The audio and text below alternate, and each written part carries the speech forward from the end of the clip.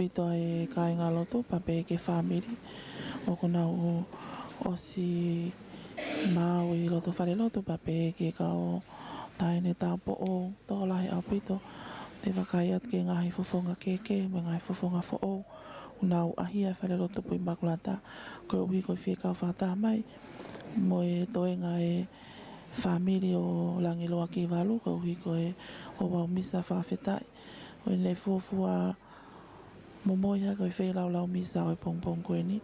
Ka ko fuafua whahoko ia I ono whare loto. Ono whare loto I Tofoa I he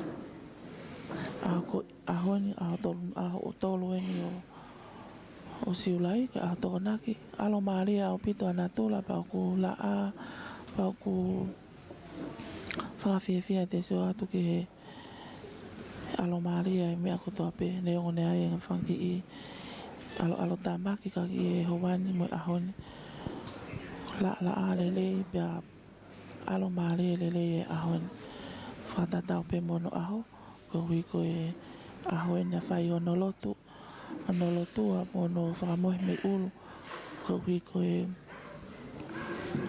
whatongia mamafa mo mawhatuktuki o whahoko e Patele Langilua Kivalu ka koe aho ni ko ai haloto e tae whiawhia ke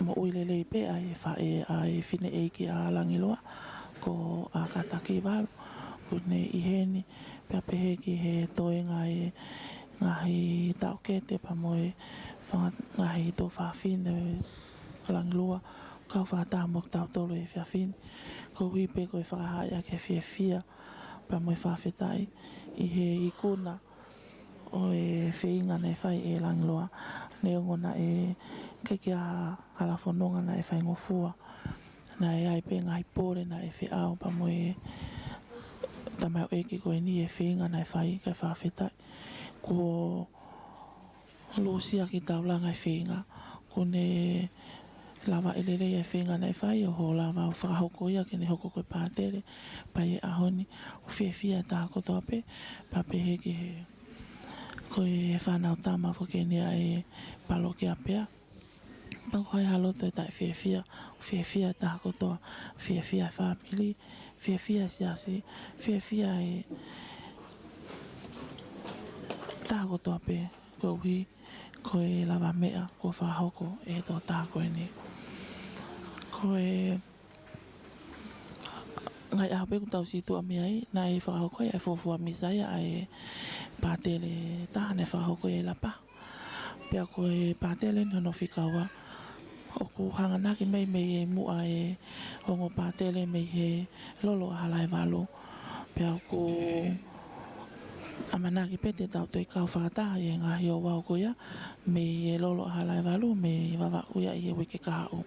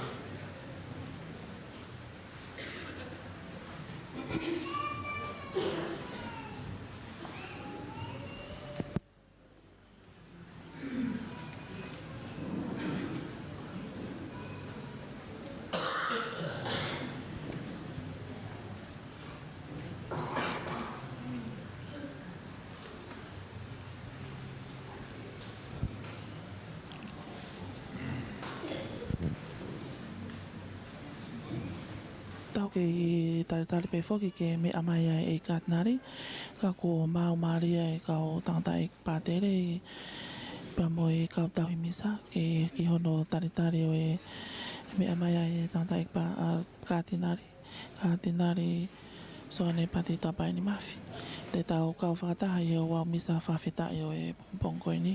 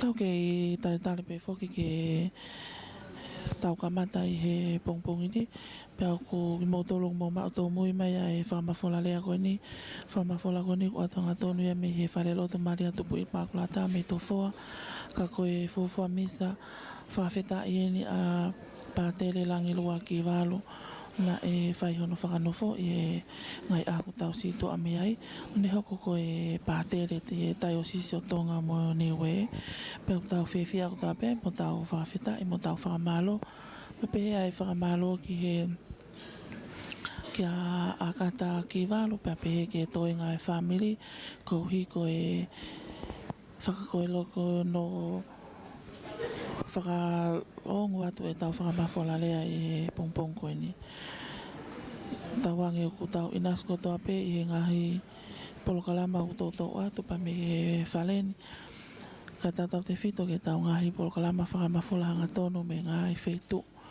Pamoe ngahi polo kalama ko tape ave atu tawa nge ko tau inas ko tape i ngahi polo kalama ko ya ko to la he apito ai farelo tu to la he pe moe ko fare tolo ta ko ta ini ai fafangu ko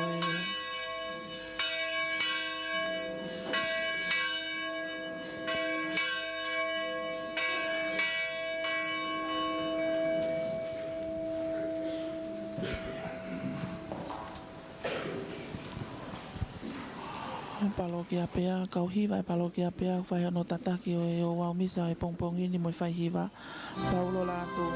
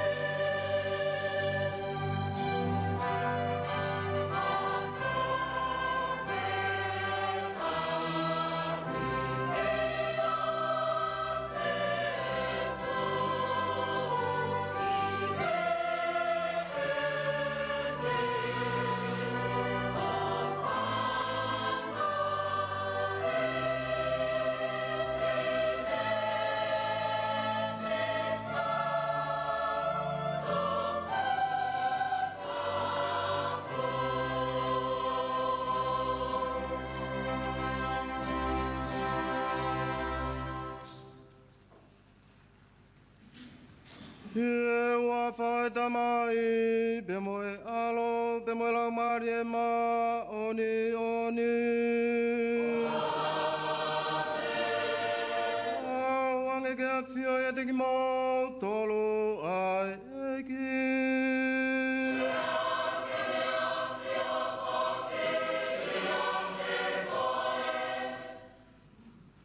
O kore peke u whatapu ki he o tua koe tamai pe moe alo pe moe laumari e maa onioni.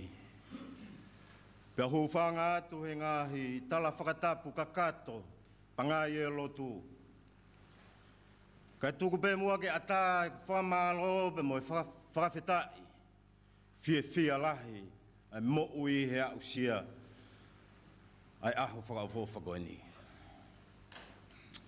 Mōni pē lau koe whanongana e whaingataa. Pena e kai ke ilo pē tau whanua. Ka ko whakawhitai anga ia ku lau maari e. Ai ilo whakapapau, whalalaki e iki e hoko ai misi ola. Whakatahaia pe mo hu whaki pe mo tokoni ko toa pē. Kua whai mai motu ani. Matu o ngai e fia lahi e pongpongoni. I he mesa whakawhetai e pongpongeni.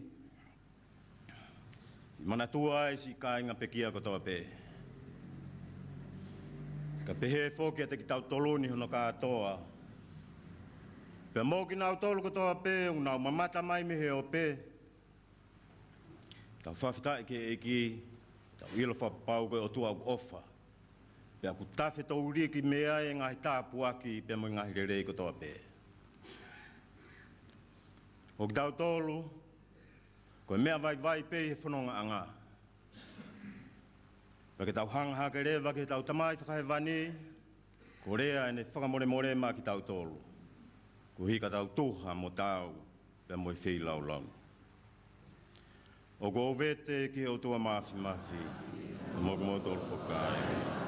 Sora hala pita e o roto.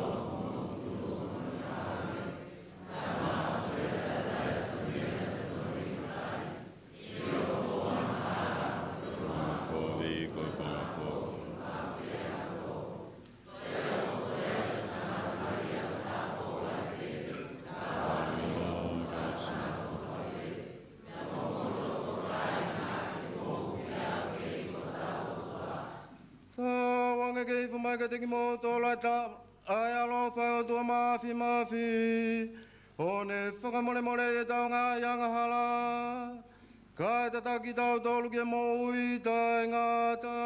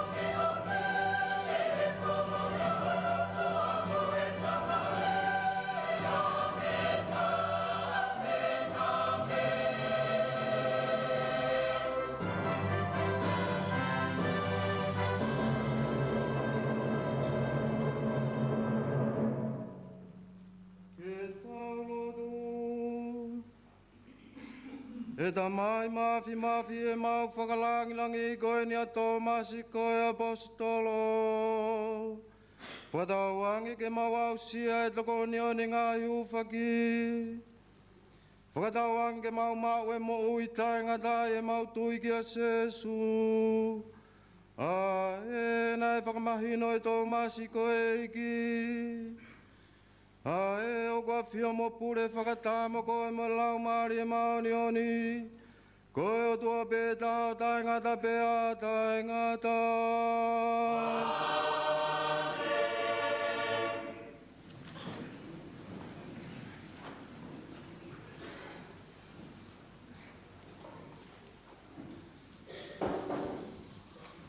Ko ngā Uluaki o tau ai Misa e pongpongini, ko e ritu si ai wholofola Uluaki tito Kivalu.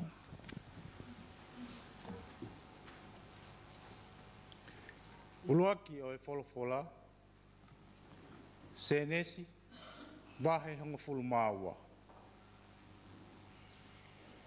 Pea wholofola ai o tua ki a e palahame, o pehe. Hiki koe me iho whanua, pea me iho tupuanga.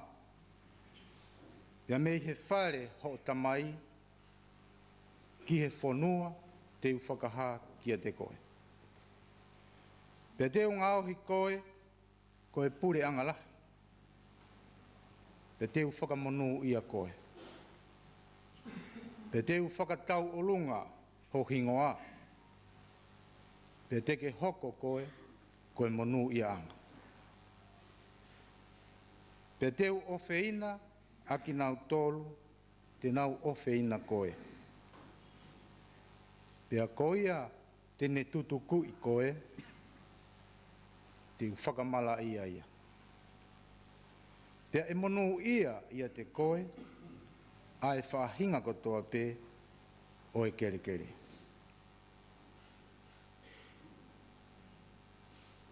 Koe wholofola tonu ia ai eiki.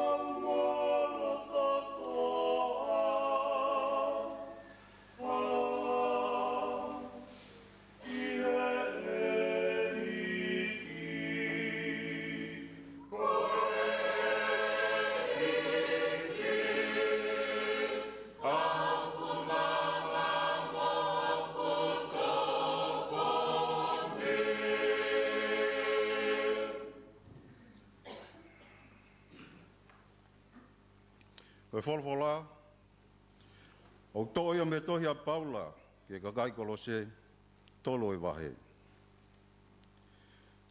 Koia, ke mou whai o tau, mo e kau whiri e ho tua. Ai au kutapu, mo whina. O mou ai whatu o kulanga i e whai me si, mo anga o wha, mo e whaaki aki mui, mo anga kātaki, mo anga moko moko. Whakai hataha, o kune kovi ia i hataha, i ha mea, ke mou whekātaki aki pē, mou whakamore more aki.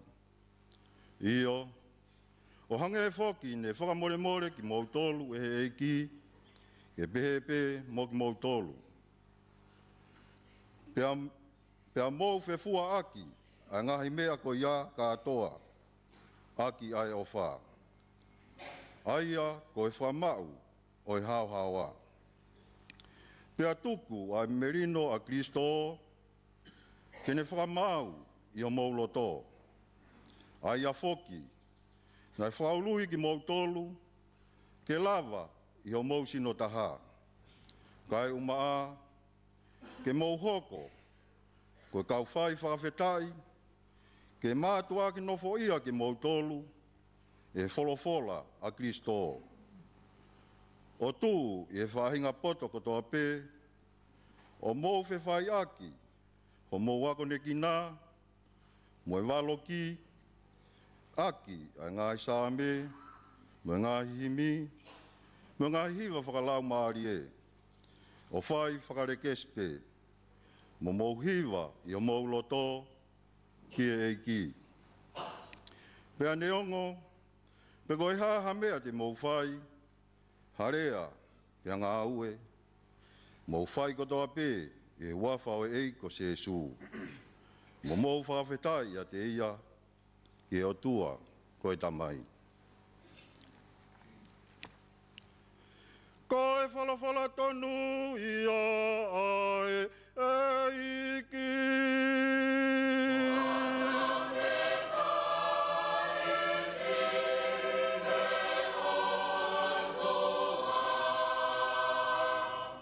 Toka teu e ngongorerei.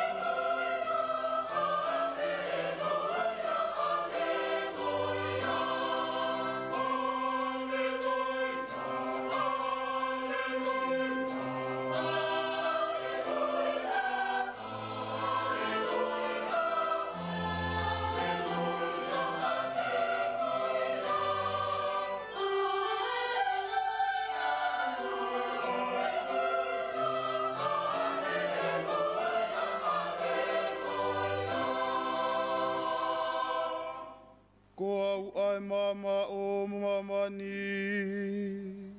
ko e wholofola ia ae e iki. Ka ia i hata e mui mui mai ia te au. Tene mau ai mama o e mo ui.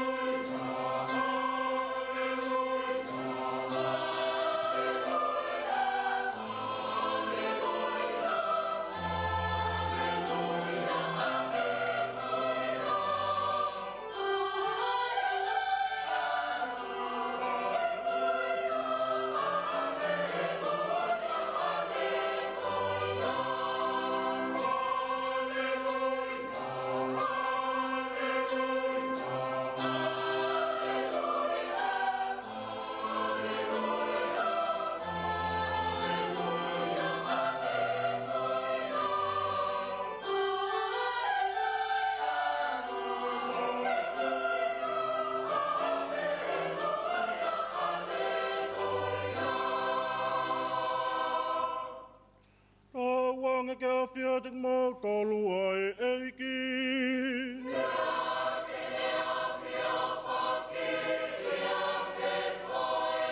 O konga ni o ngolele i tapu tapu i ono to i luke.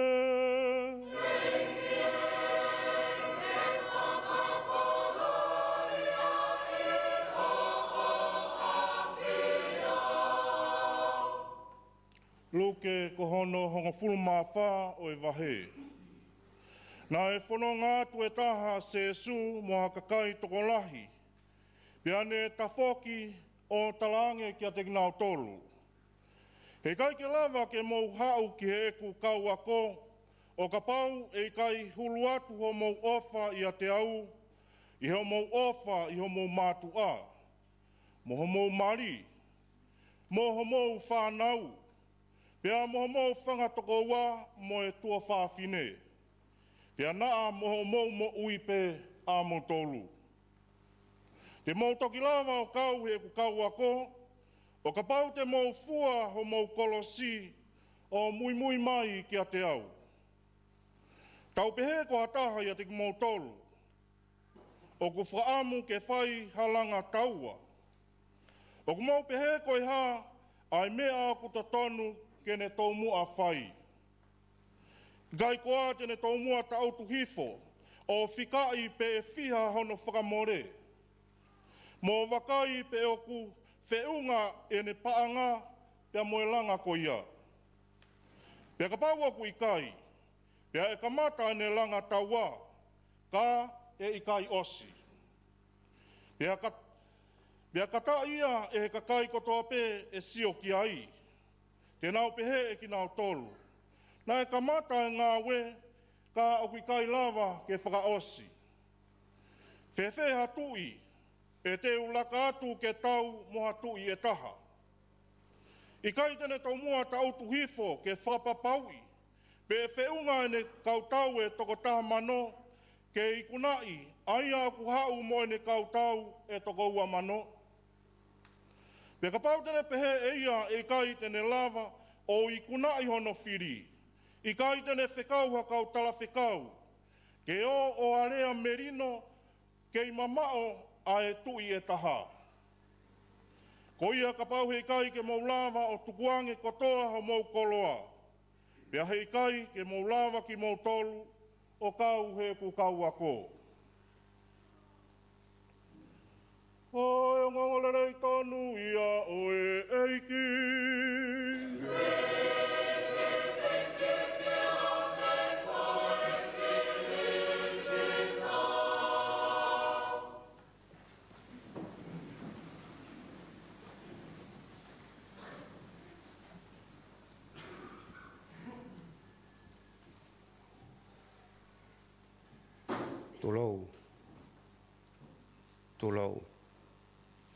Tulou. Wa e whakapapalahi mon. Pe mui apasia. Ki he hiki wheilau, o tau wheia i e aho koen. Aho mahu inga mon. Tau whatataha mai i ka Tongai e Langilua. Lopet Kivalu. Ai ne fuafua hiki e wheilau e ukarisia. Ai ne fuafua hiki e wheilau e tau mo i whawhetai. Ke o tua ai au awhio mai. Ko tua whai mes. Tua off. Tua whakamore more. Neongo e tau mohu angala ia. Pema tau tō no. O tō mai he aho koe ni, ai ki whohirea whakapālang. Oku pehe, meteorology. Ko ki whohirea koe ni, oku hinga ia ki he ako, oku whai koe ki he wawaa pia moe ea. Pia ke waire wataha wau o tau kei mooni he ako koe ni, o kuire vaia ko meteorologist. Ko tau ke ia, pe ko totaha ia ko whakafou mea te ia e whakamatala ea. iha whanua pei māmani. Une ako o ilo, ai ngā ehu, ai anga e ātakai, pia ku tokoni re vaia, ki he moui e kakai. Moui, whamāterie, ai kakai, o ku tokoni lahi au pito, hataha pehe.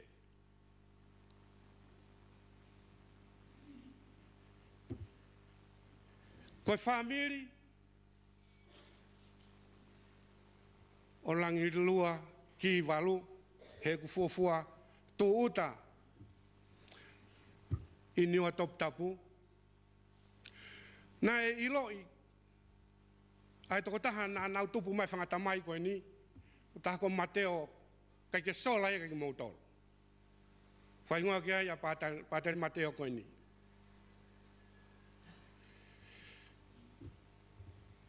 Ko tō taha koe ni te ulawa ke upehe, ko meteorologist. E ko tō taha ni nai toko ni lahi taha ki he kau Patele, ia ngā ue tau te whito he waha a koe ni o niua mo tawhahi. Pe kua hano ore ai ki waha koe ni. Ia ngā e kovi o e matangi, o e kovi ai pe au o ka ki hako hako. Pe koe tau kei eni, na ne ave a Patele ki ta whahi. Mo ne hanga whaafoki mai a Patele me i ta whahi. O i kai ke ngata pe ai ka ne hanga tala ea o mahino ke he kakai, tau te whito he taimi whahi niu, whamaketi o e niu,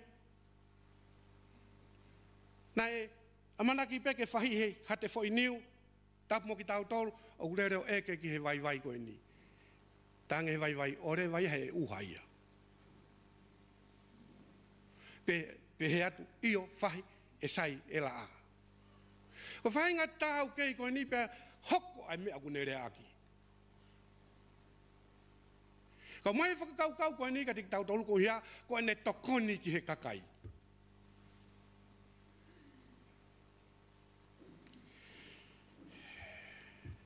Pea tupu hake toko taha koe ni ko Langilua. O ne hanga o mia ai whakamatala ea mei niua ki tongani. Tau e whihe ngā ue a Langilua. Ko toko taha whakamatala ea ia mei niua ki tongani. Pa koe ne tangata aiki, koe manatu meri ke ne tangata aiki a kalolo. Koe tangata whakapango ini he whaikawa. Pa koe ne whakapango lai tahau ai peka Langilua. Pa koe lotonga toha whaikawa pehe e kalolo. Sai e tama whakamatala ea e. Koe ne whakamatala ea nai whaina whanonga peki ai. Ta koe ne ke auria ke whaituna ton ke whaia e whakamatala ea ki he malai wakapuna whaia tupe mo na ki whare. Tama e kalolo. Ko whanonga tupe ke whakamatala ea e tangata. Rough sky. Cloudy sea. Pa koe kenge ki ai. Ho uhinga ki ai. Hala whakamatala ea. Hala whewhe. Koe rough, koe mea ai ke tahi. Rough sea. Kai pehe ia, cloudy sea.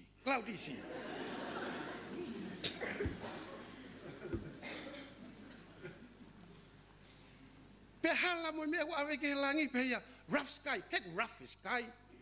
Awe ke e cloud, hek cloud ku awe sky.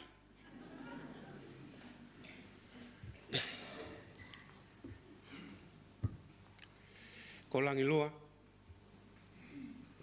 oku osi ai hono hingoa whakatentene ona. Ka taki pe whamiri e hingoa rereina mong angka Langilua.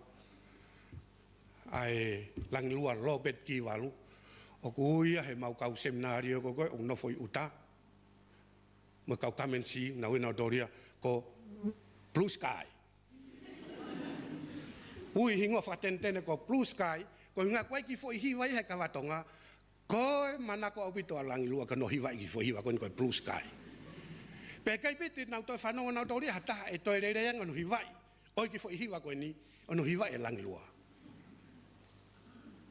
Koe Blue Sky. Kai taku mua ke alu ki he wholofola le lei na tautoki whanongo ki ai he ahoni. Maria Langilua e fili lesson. Filio e palahame pe aui ke mawahe. Mawahe mo no fonua tupuanga ua. Mawahe pe te honga ave koe kia fonua pe te ke tupu ai pe hange ho hako. E laui miliona pe tiriona ho hako he fonua te ave koe kia ai.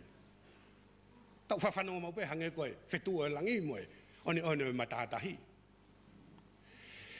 Maari e koe ngā koe foi mawahe. Ui ke mawahe meho fonua tupuanga. Koe Patele Langilua māloa o pito ke whakamanatu mai koe mawahe. Uluaki ui o Patele whakatatau ke whiri ko ngā tohi koe ni koe uluaki ui ke mawahe Maria Langilua.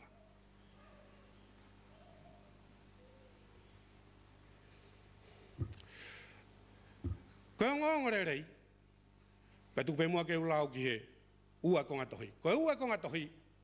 O tala e paula ke kakai kolose e ngahi ulunganga whakai karistiane. O kune hanga no.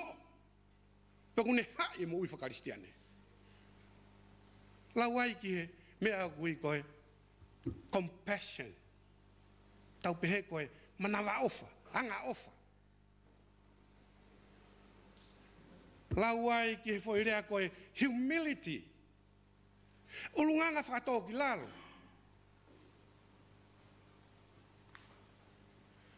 Kindness. Ulunganga rerei.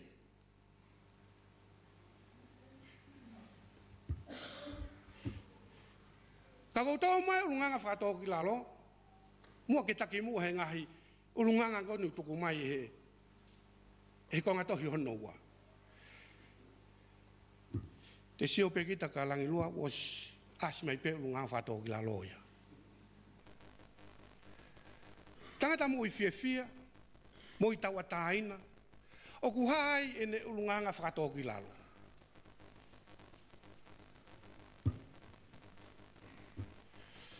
Tala noa e tau ngongo re ahon. Whekawaki pia moe fua kolosi. Ka pau te ke whie mui mai ki a te au. Kua pau te ke ofa koe ki a te au. O lahiange iho tamai. O lahiange iho whae. Lahiange iho toko wā moho tu whewhine. Matala pia mahino e whakamatala. Ofa i a te au. O huluange iha mea te ke toi ofa he māman koe ni. Kai koe ke tau koe ia e Langilua. Ke hoko ko ku tisai pare. Ofa.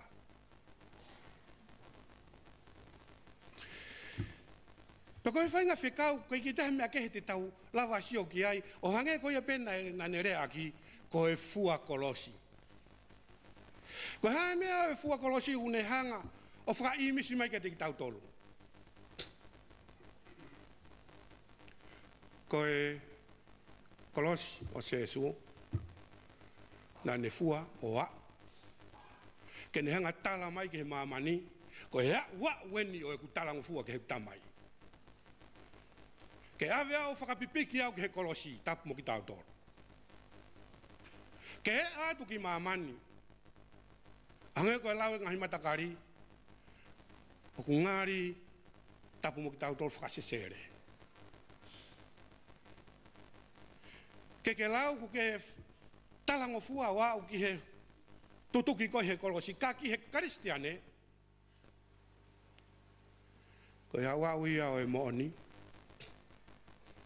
ko ya wa wi e talango fua ko hoko mai ki maman ai plan ne fa mo ya e otua pe ona ke si tua me he fua ho kolosi e Langilua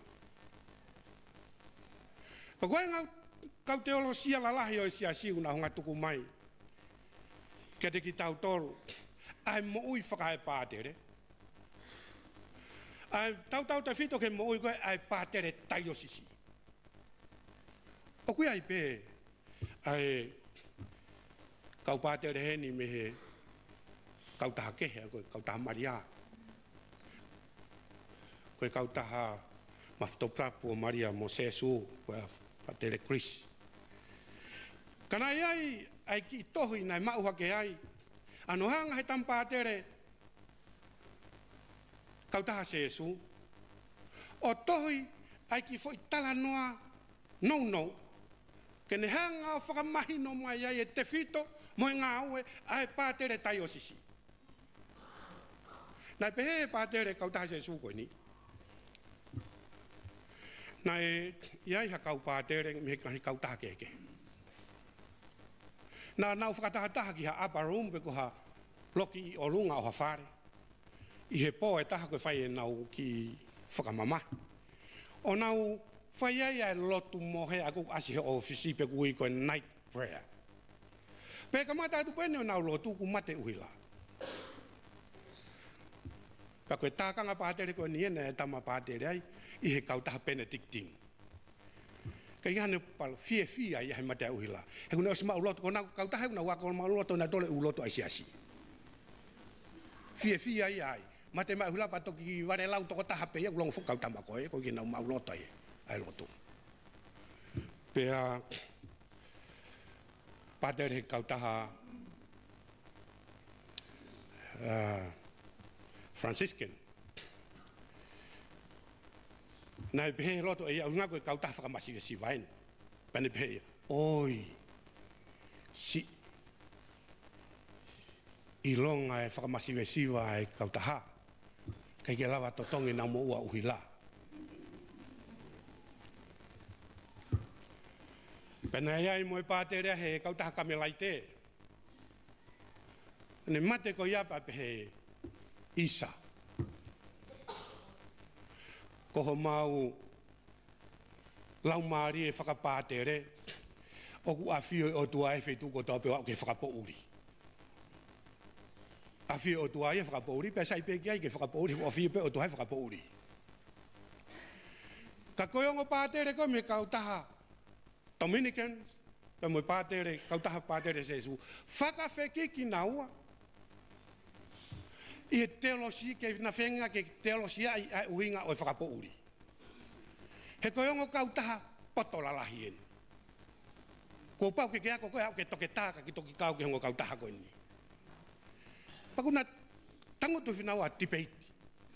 Ko hana e uhinga whakateolosia fo imate e uhila.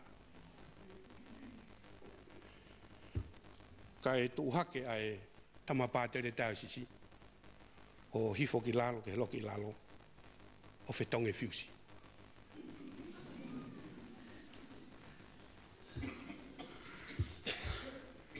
Pea olo mai rewa e uhila.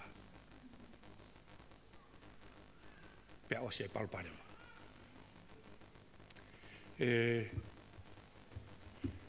Patele Blue Sky. Langilua Kivalu. Frau sini pe koe mea beia. Te frau si aki, ho hingoa koe Blue Sky.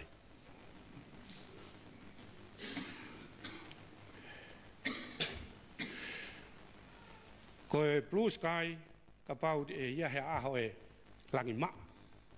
Pake hoki tua sio ki o runga, wa si hifo e Blue Sky. Pa koe Blue Sky, une whakafofo ngai mai. Tau wha e tap ko Maria, kono lanu uia. Ko lanu uia o Maria, ai Blue Sky. Langilua to e Blue Sky. Ke hu whekina koe Maria, kamata ia ahoni. O kai ko pātere pepa koe osi ia. O pātere ko kamata anga ia. Tuku ka Maria, e hu whekina koe, me whoke taki ko he lau Maria maanoni. Whai whanonga i he pātere. Amen.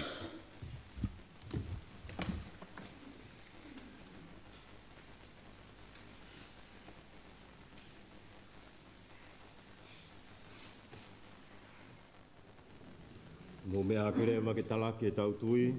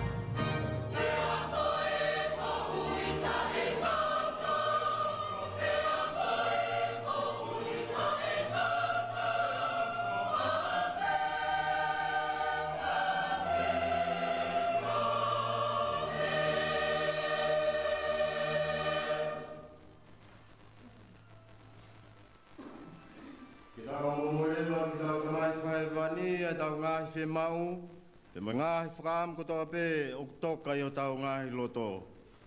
Korea e ne tāpua ki mā ki tau tolu.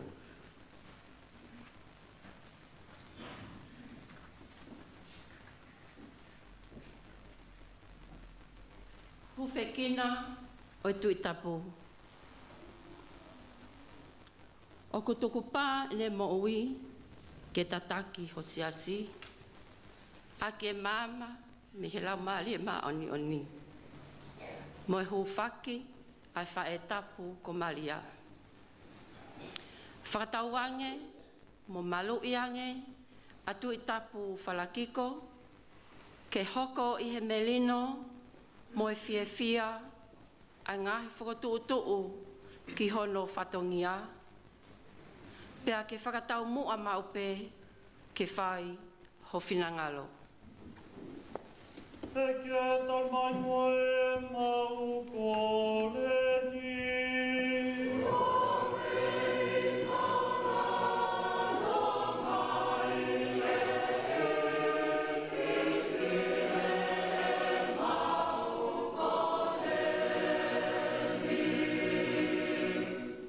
Huwhekina o siasi I mamani. O mau atu ko kau karistiane, o makatuunga I o mau baptaiso, ke hapai atu ho siasi I mamani. Ake mo ui asangato Patele, ko tangata tau tai. Ako ia mamani ke mo ui akpe, ai whiunga mo taungu. Aki ene tui, malu I ho siasi I mamani, ke hao haoa mo tau ataina foki. Na ke maka I pe ene tui, I he mawhai whaka ofisi tu whakaholo ke talaki ai ngongo lelei. Aki hono whiri e otua, a sangato Paulo, ke ne talaki e mooni ki mamani kotoa. Whakamaamangi a mamani, aki e mama a Kristo. Pea mo whakatu plekina ai mo ui whakato ki lalo, mo ui lotu I hosiasi. E kia tal mai moe mau koreni.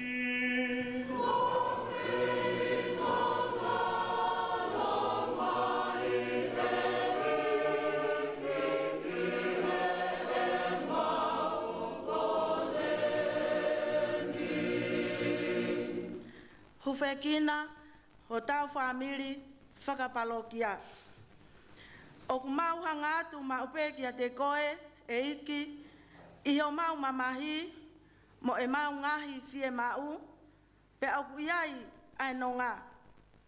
Pe au ku totonu pe ki e ngahi kupu o e whamiri, iho mau kominio, mo ho mau palokia, ke mau toi hanga atu kia te koe, o whakamalo, mo whai ha viki, ko e uhi, ko e tāpuaki, ko ke whaka inasi ki mau tolu, he aho whakawhiewhia ko e ni. E kia tal mai moe mau koreni.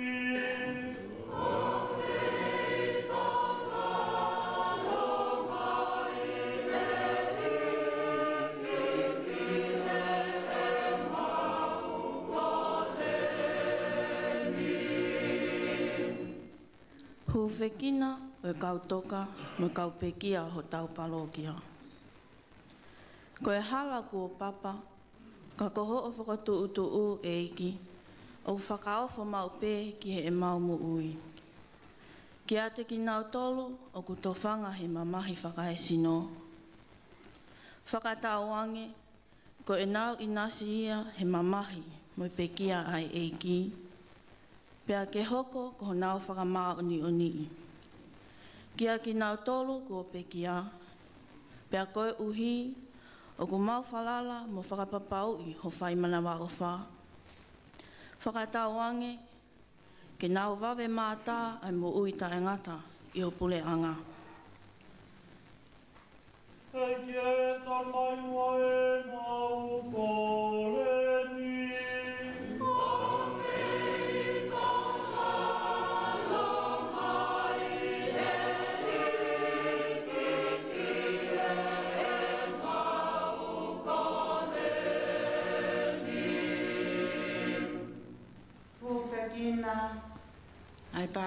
whanofo, Patele Langilua Kivalu, mo e kau Patele o tautai o sisi.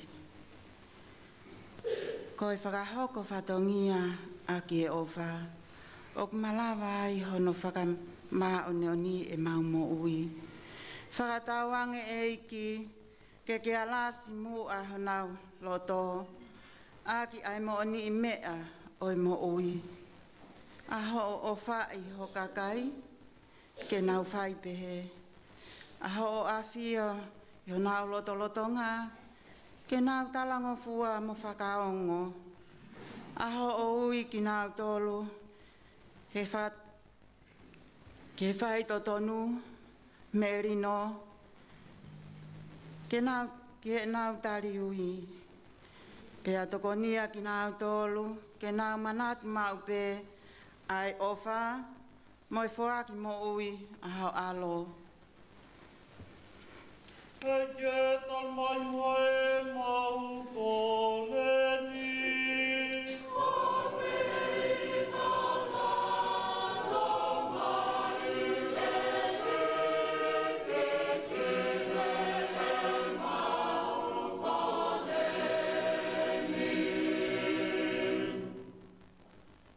E tamai alofa mo tai ngata, ko ni ben se mau ngai fie mau, ae kua osi hono atu ho whanau ni.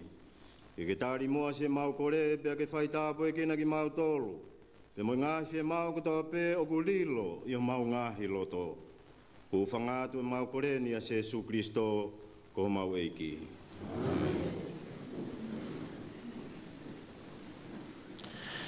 Kakatoia e konga Uluaki o e Misa whawhetai o e pongpongini. Litsia o e wholofola. Pea ko e konga inhono o e whelaulau Misa ko e litsia o e Eukarisia. Ko e amanakin ke teuteu i ngahi e wau o e tare eiki.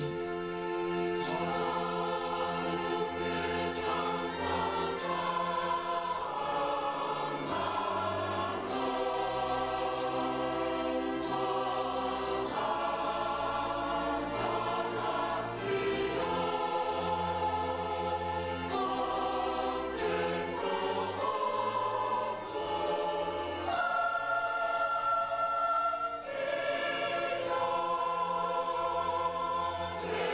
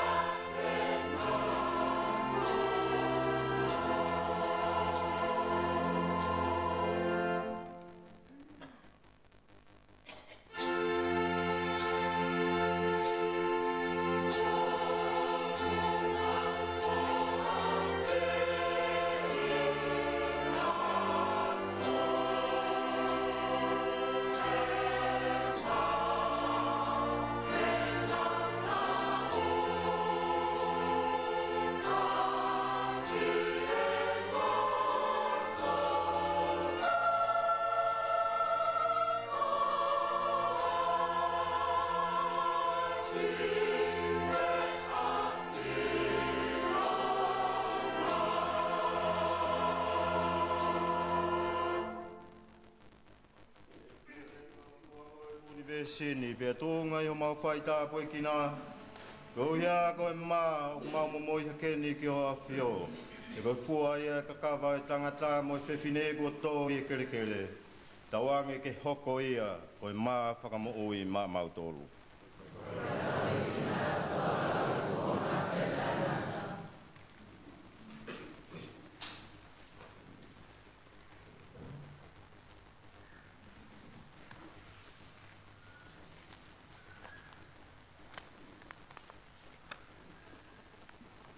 Ei kie ko tua ko e fōni ve seni. Pea tōnga i o mau whaitapu e kina ko e waine o mau momo i hakeni ke a Fiona.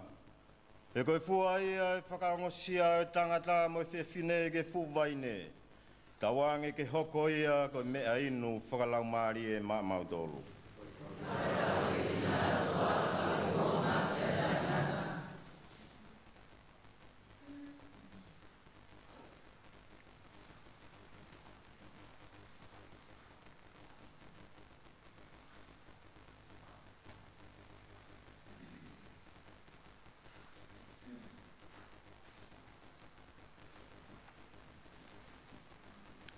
Ke mou kore ka inga ko hui ke hoi fua e whinangalo e o tua koe tau tamai mafi.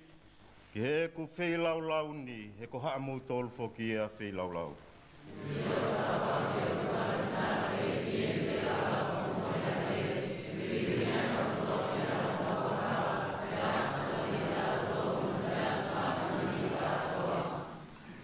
Hei kie o mamomo i atu e mau whai whatongia be mo kore malui e ngahi mea ofa ko ke whaki mai ke te ki mau tolu. I mau ngahi. I he mau momo i atu a whi lau koe ni. Whakaviki i he aho whakamanatu ho apostolo ko Tomasi. O ku whanga e mau kore ni i a Jesu Christo ko mau eiki. Wange a whiedik mo tolu a eiki.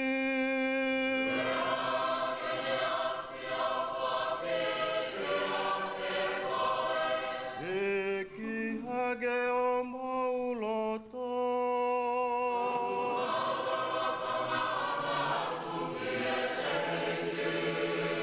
Peta ufeia ha whakawhetai. Ki e iki ko hota uatua.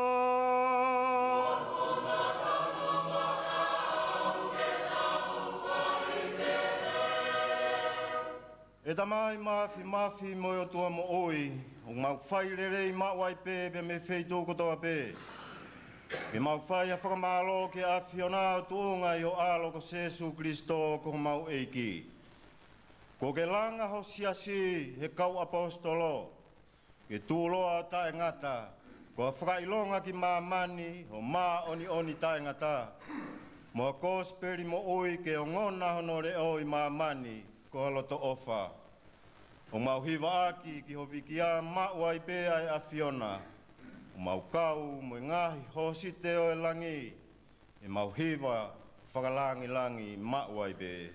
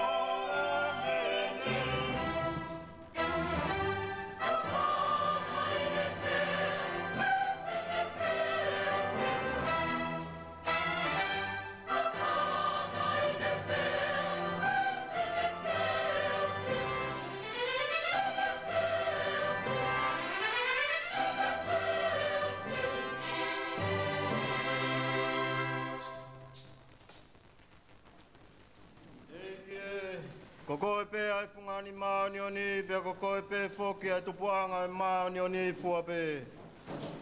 Pe koe au mau tau tapaha keni ke te koe, ke awhi tau la lopo maonioni ange ngai mea what. Aki pe ai vi o la mari maonioni, kouhi kai hoko ia ko sino, pe moe taa ho mau eiki ko Jesu Kristo, pe koe mea toko ni whakalau mari e foki ma mau tolu. Ia manaki ke ne tukuange e ia ke pekia. Na ne to oai ai ma o ne whakawhetai. Pea ne toki paki rewa o tu whaki ke ne kawa ko ngā mo ne pehe. Mou to oeni, pe mou kai katoa me ai. Ko hoku sino eni aia e tukuange ko uhi ko ki mou tolu.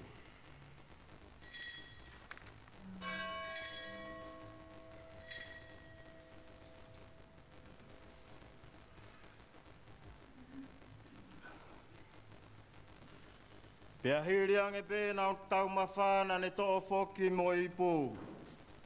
O ne to'o e whakawhitai ai pe ne oangere waki ne kawa ko ngā mo ne pehe. Mo to'o foki mo eni, pe mo winu katoa me ai. Ko ipu e ni ho toto, ko toto ia e fuakawa fuou, ai e lau i konga pe tae ngata. Pe ringi foki ia ko uhi ko ki mo tolu, pe mo i kakai ko toa pe. Kai whakamore ai e anghala. Mo whai e ni ko hoku whakamanatu.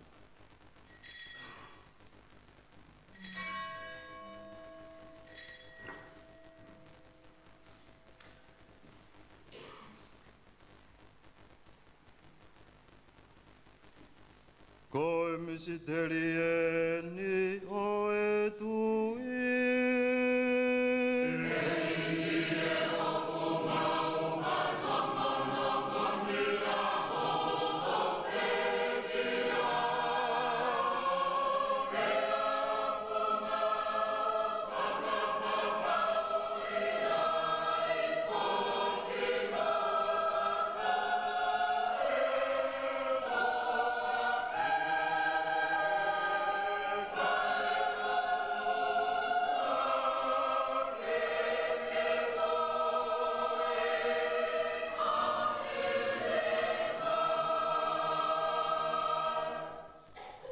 Ke mau whamanatua ai pe kia mo toi tūho alo.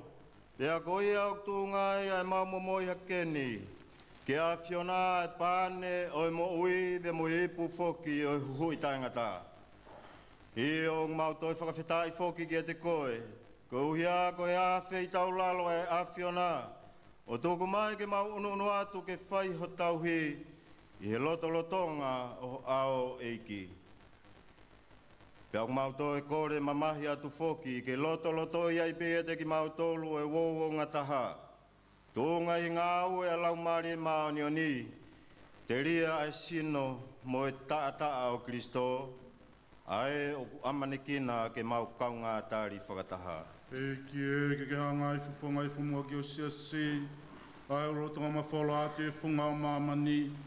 Kau hega tupure kina ai pia whio fōwhani ono kakai, Pēki o mātu i tāpu ko whalaki kōga o mai, mau i piko pō, ka tinari mā, pa mau e whāhinga tapu ono kotoa. E kiengi a whēi talaranga ko mau kai ko nau tuki mālo lo mua manaki hato i tuhu. Kai umai kai ngape ki a whua pēko ki nau mātai ai hulu i au fufunga. A whēi talaranga mai mau ki mau talu ni honu kotoa ki mau kaunga ma uai e mui tainga tā. Wa tāmu mania ko whae tāpu o ngai o tua. Kau apostol manu ia ko ma kau maani ni fua pene na fua oi fua ia whenai laloni. O ko mau whakawiki ai kia te koe pia mo tu gloria ki a pio tunga yo alo ko Jesu Kristo.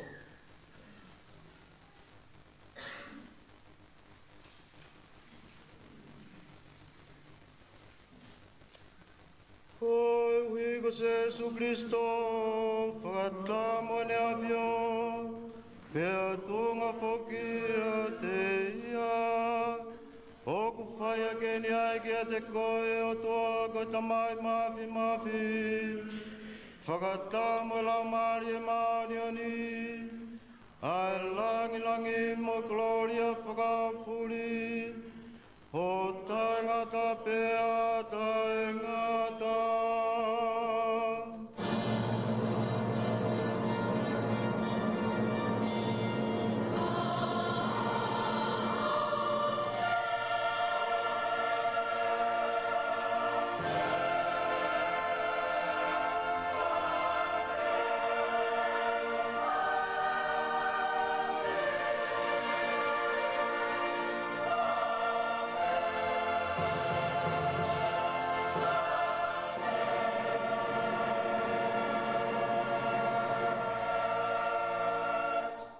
Tulewa ke o tuako tamai a ki pea lotu koe ne ako ne kina mai o tau whamo ui.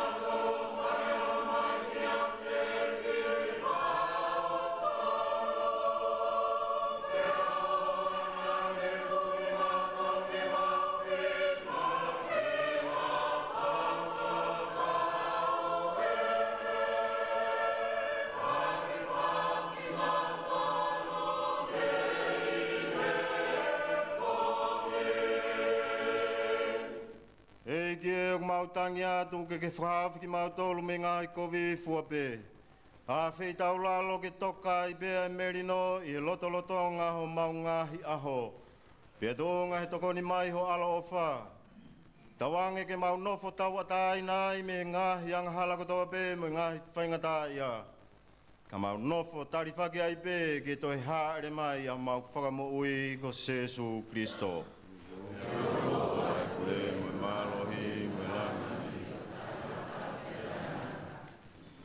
E ke nā ke wholofolange ke o ka apostolo pehe.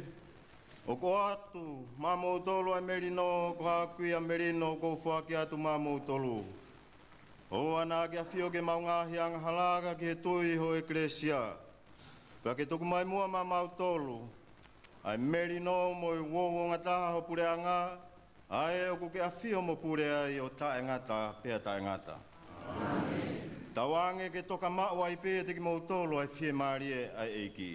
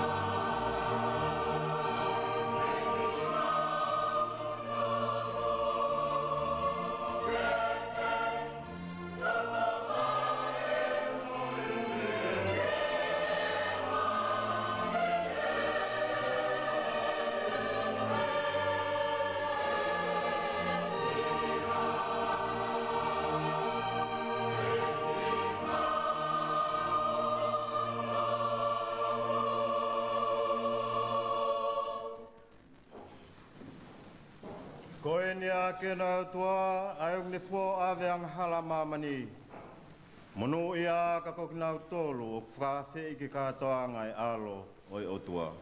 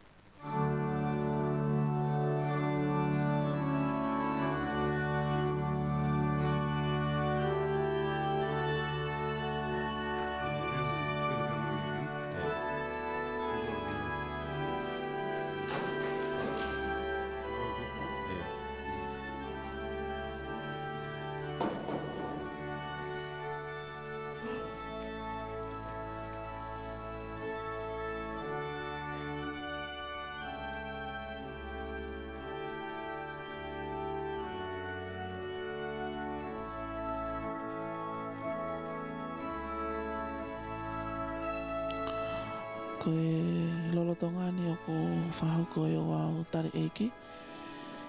Pea ki nā tōru o kuna o tari ai sino mo e tata ai hoan. Whātai ke kainga loto. Pea ku ngango Patele ua kuna whahoko pena u mea mai ki tua ke whawhare tolo. O whahoko e tari eiki ai. Pea pehepe ki loto whare loto. Lolo tonga whahoko mo e wao tari eki i whailot, pe koe au ku whailua koe sakala meniti. Ka koe fuafua Misa ini ai Patele Langilua Kivalu hiri hono o wao whanofo ki la Tongatapu koe Patele. Koe tātari whiawhia ki mō tōru kotoa pēu tau kau whakataha i e kamataanga o wau Misa koe ni. O atanga tōnua me whale e lotu. Sias Katolika o Loma Maria Tupu Immaculata me Tofoa i he pongponginia. O tōlai au pito e whale lotu. Tataki pē o wau e pongponginia. E he kauhiwa e paloki apea. Tōlahe au pito e whamiri. Whamiri o Langilua. Whakatau osi pe i he tamai, pamo e whae. Tōlahe au pito ku. Tau kau whakataha mo kinau tolu i he aho whakakoloa koen. Ka koe aho whakakoloa ki he whamiri. Ka maa Langilua ko hiko e fuafua a Misa in i hili hono whakanofo Patele.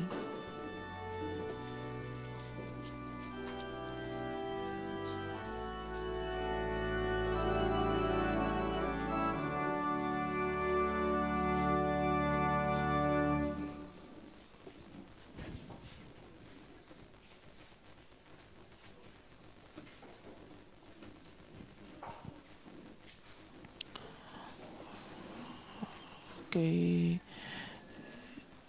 whahako petare eki, te kei ke o waiua mai a whare lotu i he tare eki, ko tu āni ene o kei mau whamafola kone, o atea me mau whautu atu pe i tua i e whawhare tolo e whare lotu. Kei holo mai pea e kainga lotu, kei whakaosia e tari eki, pako tau mea o tau ki he konga whakaosio e tau o wau Misa o e ahoni.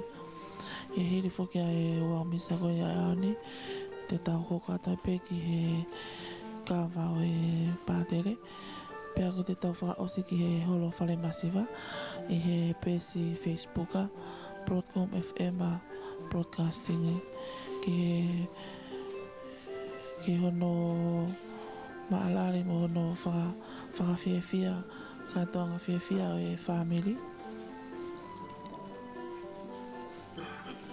O o e family ko hiko e ikuna ko whahoko e Patele Langilua e ahone hangai ko iana tau whanongoa ko e pore whaingata ane ai ngā whaingata ana e whepaki pamu e tō tahane e lolo tonga mai e neke e seminario whanonga mai ai ka whawhetai whātu o tamu i e kia e whenga nai whai o ne ikuna pako ne lawai ai misi na e mohe misi me ai ai family pa mo ngahi loto o whaki ko kakato ia i ahon ko lawai le e Langilua Kivalu ai whenga nai whahoko peko whewhia e tāko toa whewhia e sifa e whewhia e toenga family pa pehe ke he kainga loto pa pehe ke tai o sisi ko hiko e te tangata ko whai e whunga waka o e loto ko hiko e kono toka ngai kina e mo ui whakalau maari e o e kainga loto.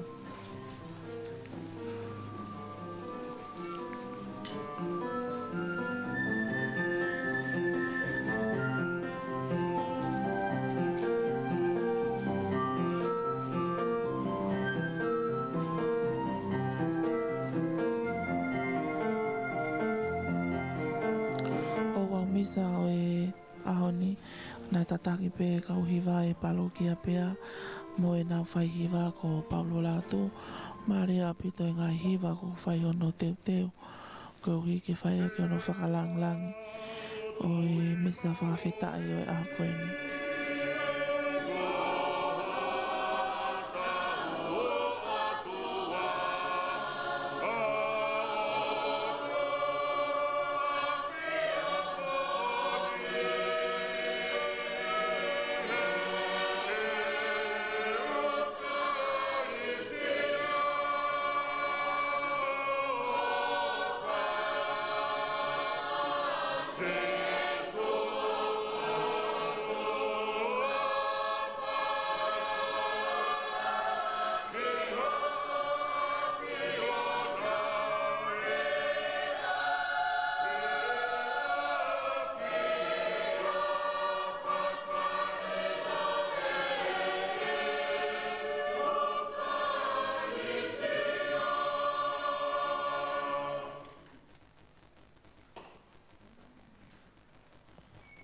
Ko te lawa ia ai tari eke o whama popo i ngahi e nau nai whakaka ke tari eke me whungare tale ka tau hoka ke konga whakaosi ko e loto tuku e whakako pe ia e Patele Langilua Kivalu pe o atai pe mo e whakamalo kia akata Kivalu pe pehe ke toenga family ko hiko e whawhainga maari e ka e whaka ua toa e whamafola lea ko ini ke ngai tapa anu ko toa pe. Ala tamai i he sā kalametani ko mautari ai ho sino mo e tātaa. Whakataha pe mo sangato toa masi. O mau whakamooni ai ke te koe ko mau eiki mo mau otoa. Whatawange ke mau whakaha i he mau mo ui o mau tui mooni. Mau kore ni a Jesu Kristo ko alo ka ko mau eiki. Amen. Amen.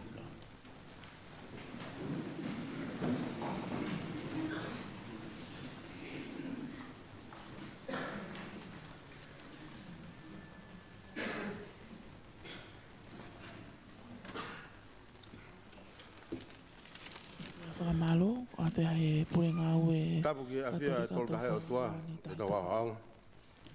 Ko vun wa lo ta tau pa universo tau ia. Tapu atu no fre tapu. Tapu ki ha fa lunga tonga. O kore ki fa mal mal atu e tal fa tap ka to lo tu. Ka ta mo mo tua tuan. Ke fa ka to atu fa tongia. Ke kau tanga tai pa tere. Kau taine tapo o. Ek minista kalauni utau kau whakata. Ke Palestine maro olo e seso tonga. Kai ngalotu maria tu makulata Tofoa. Kai ngalotu ngai komunio palokia pea. Ki ongo family whakato wosi. Pea ki a sola pa moha bulangi u tau kau whakataha i a honi. Fia ki whafonga i atu a Patele Langilua Kivalu, i e whakamalo mo loto hunga ia mo oni, i o mo ngai hu whaki, ngahi tokoni, me ngahi poupou ko toa pē, o lava le rea ke tūta ki taulanga, e whakaanaua ne whakahoko, whakatoka me mua e tamai o kini. Pea pehe foki ke lava le rea, e ne fuafua Misa e ahoni. Koe ahoni, e mone, koe aho peo e fia me whawhetai. I e ikuna, o e whiri matuak mahuinga ko whakahoko, kono talaki o ngongole rei, e tangata eiki Patereni. Kore atu kahire Misa Tongatapu, pe whahoko rewa kawa Patele Langilua Kivalu, ke holo Stella Maurisi, pe e taimi tatau pe o uia ilo mokomoko i he whungawaka o holo. Whakawhei ko toa atu kau tangata eiki Patele, kau taine tapo ou, eiki minister kalauni, President Malolo Sesa Tonga, ke mo mea atu ki ai, o tau taitari ai pe, ke konga honoua, o tau kātonga whawhetai, e holo whalemasiwa. Ke tonga ki motono no kotoa kainga, u tau kau whakataha e wau Misa e ahoni, matuak fia ke whawhia ki motono no kotoa. Ke tau lava atu ke holo whalemasiwa, ke koristai lulu, ke konga honoua tau kātonga malari, o whahako e ahoni. O uia whakafuafua koe taimi taha hoa tā, koe kamata ia e tau proklama ilo hoa tā. Whatawanga pe te tau mau ha aho kātonga fia, monu ia mo keresia foki e ahoni. Ka pau ne ia harea utala ki tua, o kou kore ke whakamalu atu, e tala kakato e whanua pe melo tu. Lewe e malanga, tua whatu. Malo ia na e omi me he purenga oe o e Sas Katolika o Tofoa loani tahitua. Tā wange ke a whiu te ki mō tolo ai egi.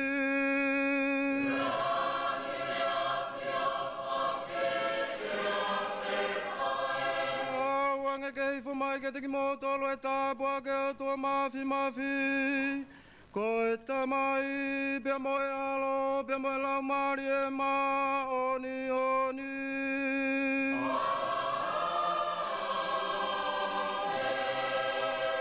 E mo ai fie mari e peke mo ofa mo tau iai, peke eike.